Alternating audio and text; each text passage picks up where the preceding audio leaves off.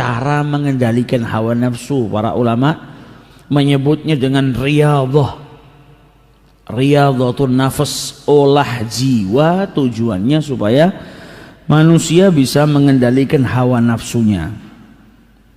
Karena kalau tidak ada perjuangan, tidak ada riyadhah, kita nggak punya senjata untuk mengolah jiwa kita. Kita nggak bisa mengendalikan jiwa kita, yang ada kita malah dikendalikan oleh nafsu kita. Salah satunya mengendalikan hawa nafsu apa? Sedikit makan, sedikit tidur. Sedikit makan, sedikit tidur, banyak lapar, itu menjadikan manusia semakin kuat.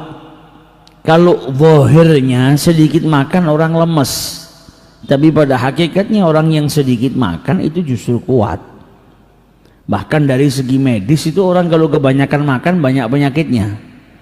Tapi orang yang sedikit makan, orang yang banyak puasa, justru orang yang sehat. Banyak makan hanya akan menjadikan manusia lalai, banyak makan hanya akan menjadikan tubuh manusia itu lemas, banyak makan hanya menjadikan tubuh manusia itu semakin malas.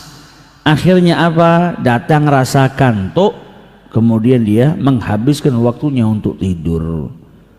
Sayyidina Luqman Al-Hakim mewasiatkan kepada anaknya apa? Jangan banyak tidur, jangan banyak makan.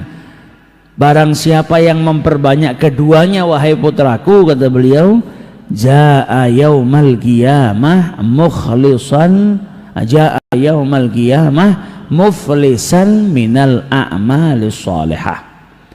Orang yang banyak makan dan banyak tidur itu kelak akan datang di hari kiamat bangkrut daripada amal-amal soleh.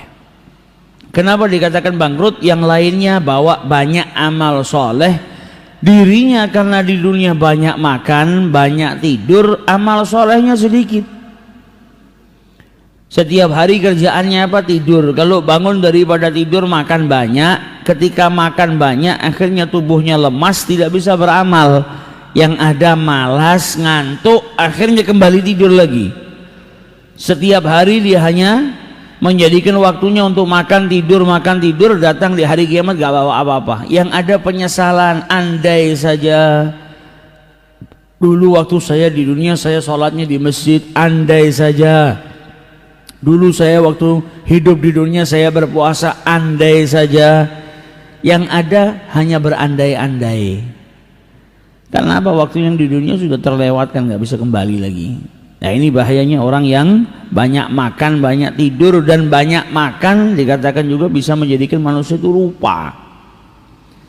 Sehingga Nabi Allah Yusuf alaihi salatu wassalam bahkan di saat dia memegang kekuasaan menjadi seorang gubernur yang kaya raya, beliau malah banyak berpuasa. Ketika ditanya oleh orang-orang yang hidup di zamannya, lima tukthirus saum, kenapa engkau malah banyak berpuasa sedangkan khazainul ard, kekayaan yang ada di muka bumi ini ada di tanganmu? Apa kata Nabi Allah Yusuf? Saya takut kalau saya itu kenyang, maka saya lupa dengan orang-orang yang lapar. Nah, orang kalau sudah kenyang kepeduliannya hilang. Orang kalau sudah kenyang, ya itu tadi, jadikan tubuhnya lemas dan lain sebagainya.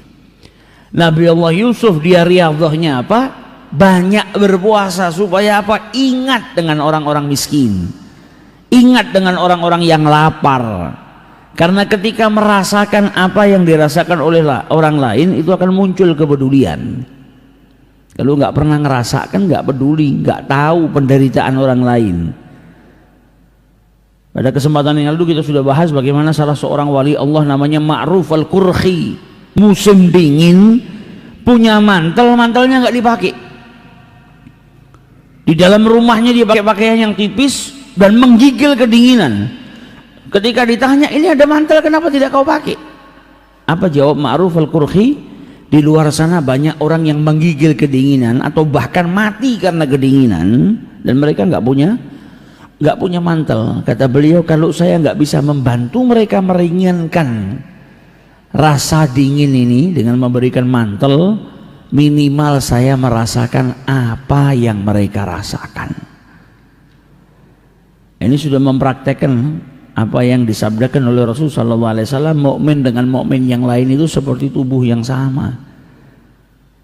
Jangan sampai kau biarkan saudaramu sesama mukmin itu menderita sampai beliau melakukan apa? Kalau saya nggak bisa bantu, minimal saya merasakan apa yang mereka rasakan.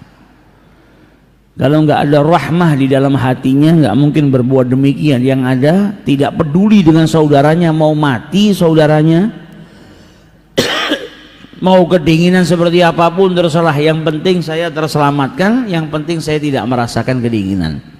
Akan tetapi beliau malah berbuat demikian, menunjukkan bagaimana hati beliau, bagaimana beliau bisa mengendalikan hawa nafsunya.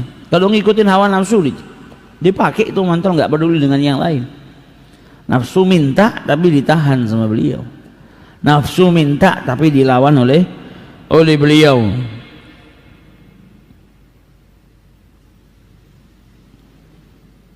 Ini kiat-kiat yang kemarin kita baca dari para ulama kita agar kita bisa mengendalikan hawa nafsu. Sampai dikatakan oleh para ulama kita, kalau ada dua hal kita nggak tahu mana yang lebih baik daripada kita, lihat di mana nafsu kita milih. Ada dua hal disuguhkan kepada kita, ini mana yang baik buat saya nggak tahu. Maka sampai dikatakan mana? Lihatlah nafsumu itu condong kemana, mana yang kau inginkan. Kalau kau menginginkan yang itu, maka tinggalkanlah. Bukan halal sama haram atau haram sama haram ya. Kalau sudah haram ya pasti nafsu akan milih ke itu, tinggalkan karena itu haram. Ini bukan halal sama haram, tapi kita nggak tahu di antara dua yang baik ini mana yang baik buat kita. Lihat nafsumu condong kemana. Yang dicondongin oleh nafsumu tinggalkan, ambil yang berat. Karena nafsu itu pada tabiatnya selalu pilih yang ringan, yang gampang dikerjakan. Yang mudah-mudah itu biasanya kalah sama yang berat. Ketika yang berat dipilih, maka dia akan dapat derajat yang lebih mulia. Dia akan mendapatkan maslahah yang lebih baik. Nah, itu bahayanya hawa nafsu. Sampai para orang-orang besar, para wali-wali Allah Subhanahu wa ta'ala yang kita telah baca kisahnya mereka, bagaimana mereka mengendalikan hawa nafsu dalam hal yang sepele pun mereka lawan.